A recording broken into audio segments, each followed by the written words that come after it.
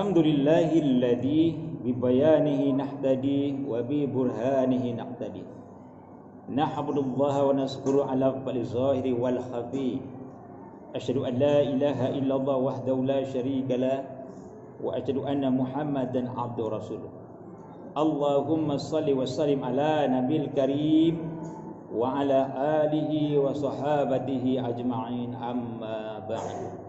Fa ya ibadallah, usikum wa iyaya nafsi bitaqwallah faqad fadzal muttaqun. Qala ta'ala fil kitabil aziz, a'udzu billahi minasyaitonir rajim. Bismillahirrahmanirrahim.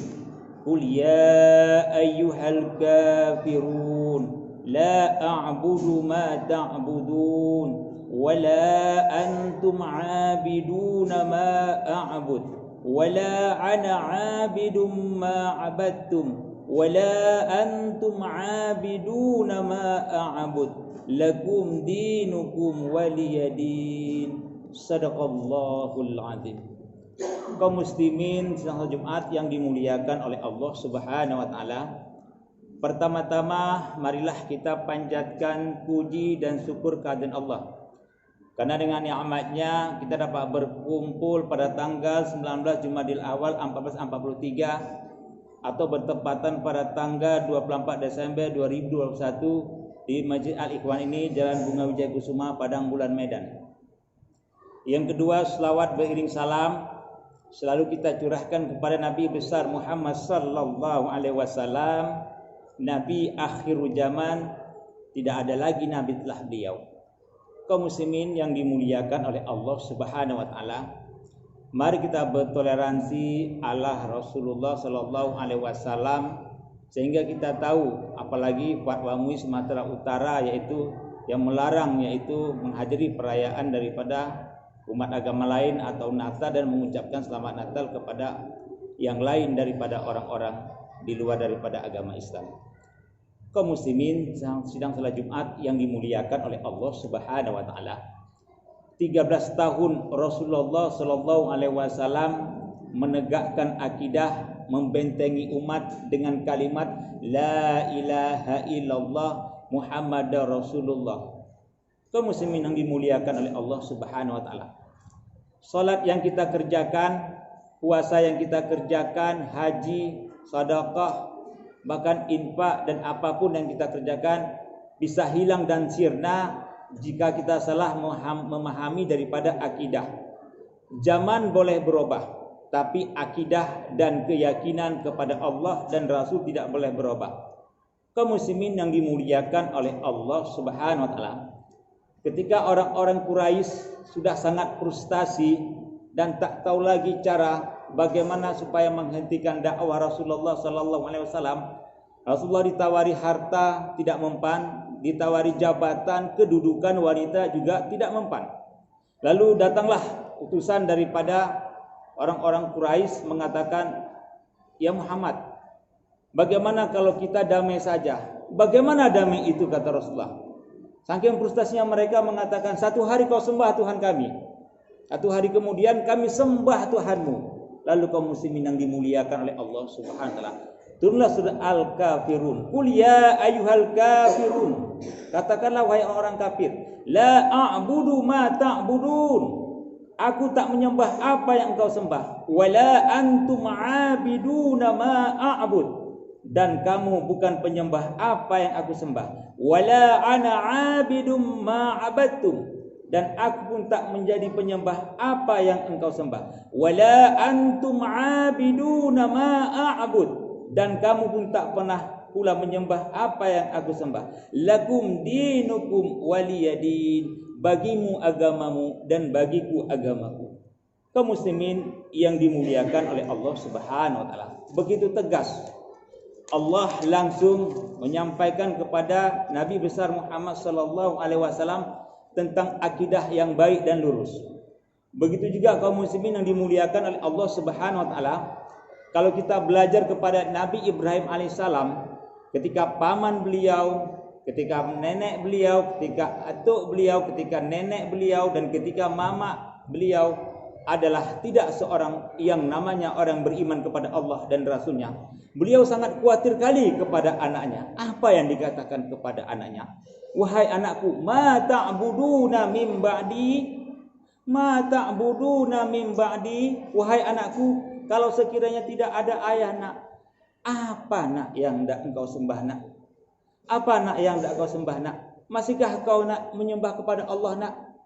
Menyembah Allah atau menyembah harta nak? Menyembah Allah atau menyembah kedudukan nak?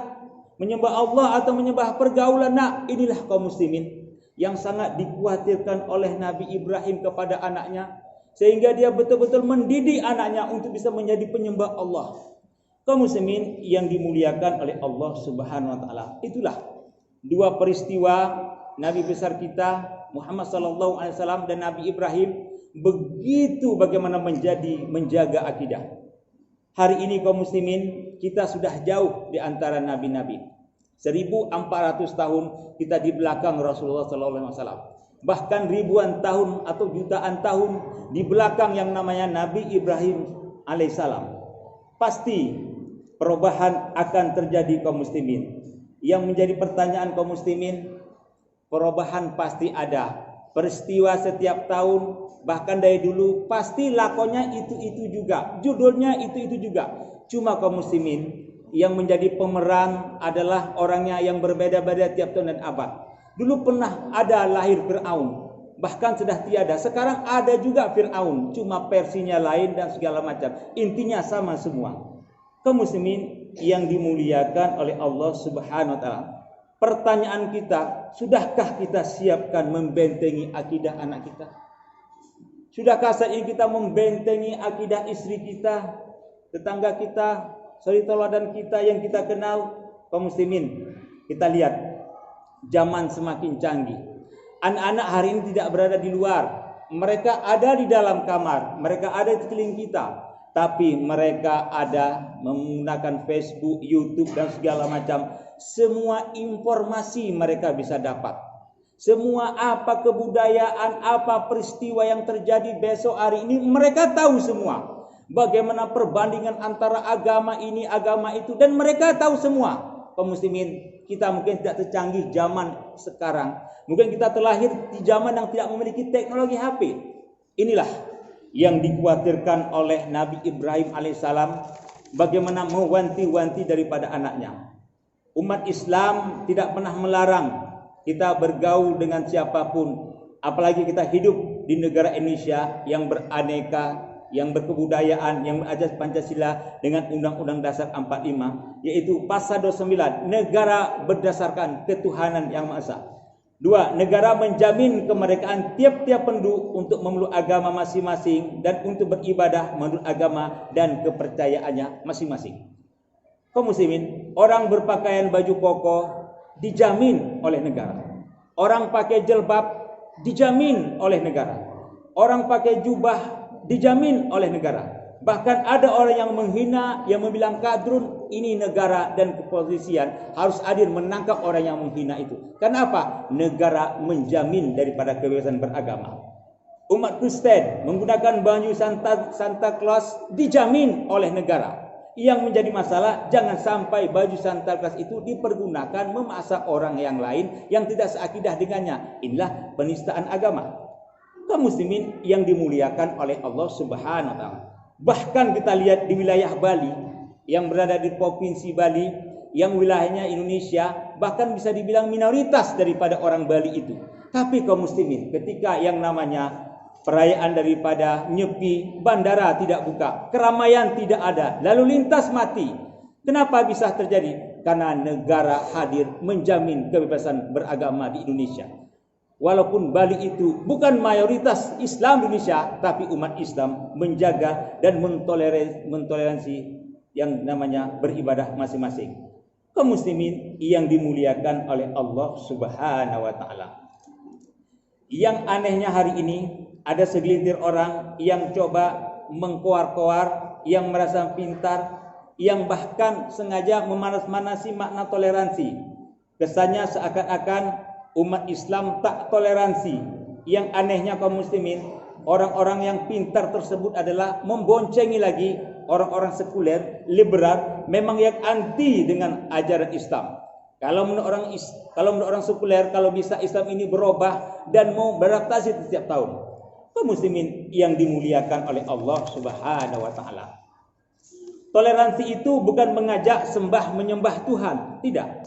Toleransi itu bukan memakai atribut agama lain lalu mengucapkan selamat dan merayakan bersama. Tidak, kaum muslimin. Jelas, ini adalah merusak akidah agama Islam dan membatalkan syahadat kita. Seakan-akan kita mengakui pada tanggal 25 Desember hari Natal Tuhan telah lahir dan mempunyai anak. Padahal Allah jelas mengatakan, Qul huwallahu ahad. Katakanlah Allah itu esa. Allahu samad. Allah tempat meminta. Lam yalid walam yulad. Tidak beranak dan tidak diperanakkan. Walam yakul lahu kufuwan ahad. Dan tidak satu orang pun yang menyerupai dia. Kaum muslimin yang dimuliakan oleh Allah Subhanahu wa taala. Inilah ajaran pondasi yang menjawab tantangan. Jangan ajarkan umat Islam bertoleransi. Dan umat Islam Indonesia yang kita lihat mayoritas wajib menjaga keselamatan daripada umat-umat minoritas yang ada di negara kita. Kaum muslimin sedang salat Jumat yang dimuliakan oleh Allah Subhanahu wa taala. Mari kita belajar bagaimana bertoleransi ala Rasulullah sallallahu alaihi wasallam.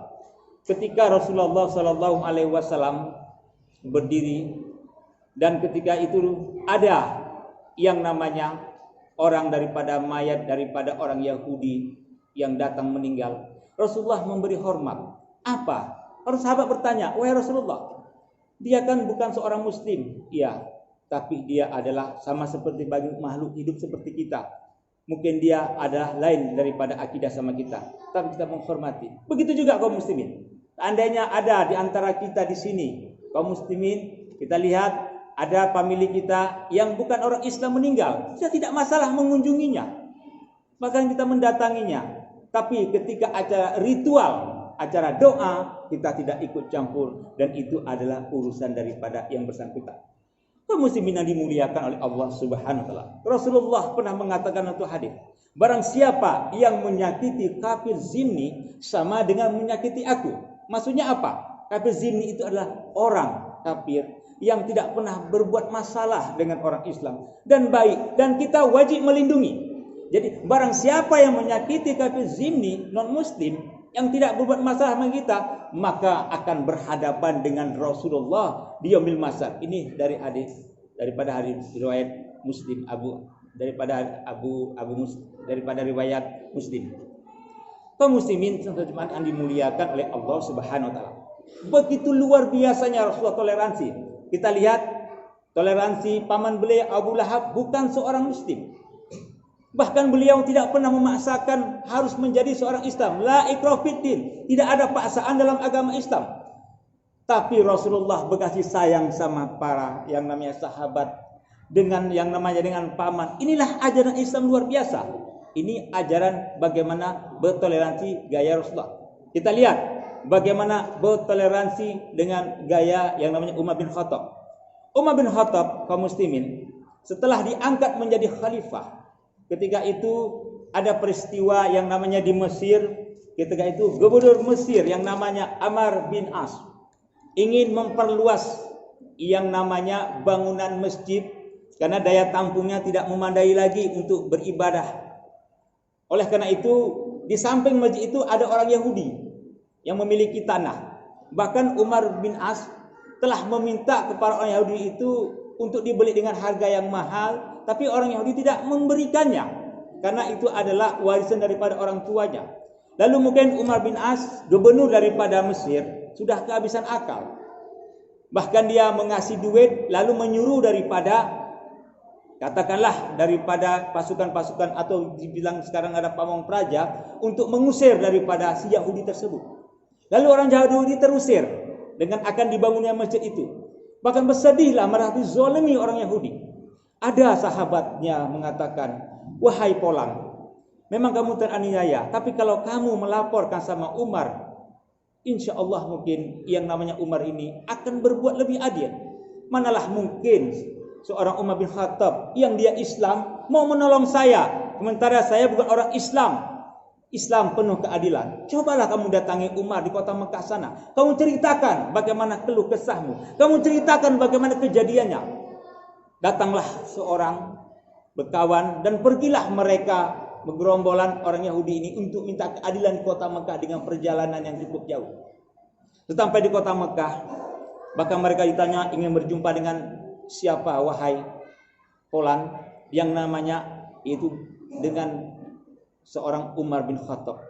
Beliau tidak menyangka di mana Umar bin Khattab itu. Apakah seorang yang berada di istana? Tidak. Rupanya Umar bin Khattab hanya berada di sisi kebun yang tidak ada pengawal, yang tidak ada siapapun.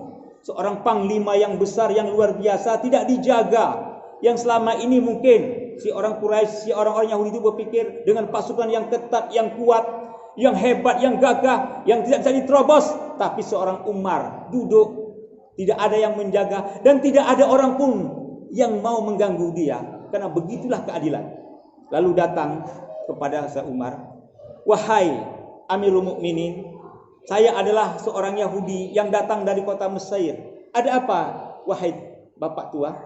Saya memiliki sebidang tanah, tetapi tanah saya diserobot, bukan tidak dibayar. Saya tidak mau menjual, akan tetapi saya diperlakukan tidak adil, dipaksa. Atas dasar apa mereka memaksa? Mereka ingin membangun masjid karena tidak cukup lagi daya tampungnya, sehingga mereka mengambil yang namanya tanah saya. Tanah itu adalah tanah warisan orang tua saya. Bagaimana mungkin saya ingin menjualnya? Tanah leluhur daripada rabi-rabi dari orang Yahudi dulu yang tinggal di sini. Mana mungkin saya menjual leluhur punya kami? Maka Umar bersedih dan merenung, menyuruh para sahabatnya untuk mengambil yang namanya tulang onta yang telah kering. Wahai sahabat, coba kamu ambil tulang onta. Lalu sahabat itu memberi tulang onta itu kepada Umar bin Khattab. Setelah tulang itu berada di tangan Umar bin Khattab mengeluarkan pedangnya, lalu menggaris-gariskan pedang itu dengan yang namanya tulang itu dengan pedang Umar bin Khattab dengan makna tidak tahu. Lalu Umar mengatakan, Anda sekarang boleh pulang dan coba serahkan ini ke tempat orang yang namanya Gubernur Amr bin As. Bergegas sang Yahudi itu pun pulang. Dia tidak mengerti kenapa seorang Umar tidak memberikan solusi kepada saya, tapi hanya memberikan yang namanya tulang lalu digaris-garisi dengan pedang. Masya Allah kaum muslimin. Setelah sampainya di kota yang namanya kota Mesir, apa yang terjadi? Ketika sang Yahudi ini menyerahkan yang namanya tulang kepada Gubernur Umar bin As, betapa terkejutnya dan gemetarnya seorang gubernur ini. Lalu dia memerintahkan anggotanya, memerintahkan Satpol PP-nya untuk membangun kembali rumah yang telah roboh, rumah Yahudi yang telah dihancurkan oleh Umar bin As, untuk dibuat kembali dan dibuat permanen yang luar biasa cantiknya. Kaum muslimin salat Jumat yang dimuliakan oleh Allah Subhanahu wa taala. Dari kisah-kisah inilah bisa kita ambil kesimpulan. Berapa umat Islam yang luar biasa, damai, tentram dan abadi. Dan kita bisa lihat di mana posisi umat Islam banyak dan insya Allah minoritas aman dan tentram dan terkendali. Tidak ada masalah. Mudah-mudahan kaum muslimin yang salat Jumat yang dimuliakan oleh Allah Subhanahu wa taala, kisah yang saya ceritakan tadi bisa menguatkan kita, menjaga akidah umat kita, menjaga anak-anak kita supaya mereka bertauhid yang benar. Silahkan bergaul dengan siapapun, silahkan bekerja dengan apapun, silahkan berteman dengan apapun, tapi keyakinan, ketauhidan kepada kita, la ilaha illallah Muhammad Rasulullah, tetap ada kepada diri kita. Barakallahu li wa lakum bima fihi min ayati wa dzikril hakim. Wa taqabbal minna tilawatahu innahu huwas samiul alim.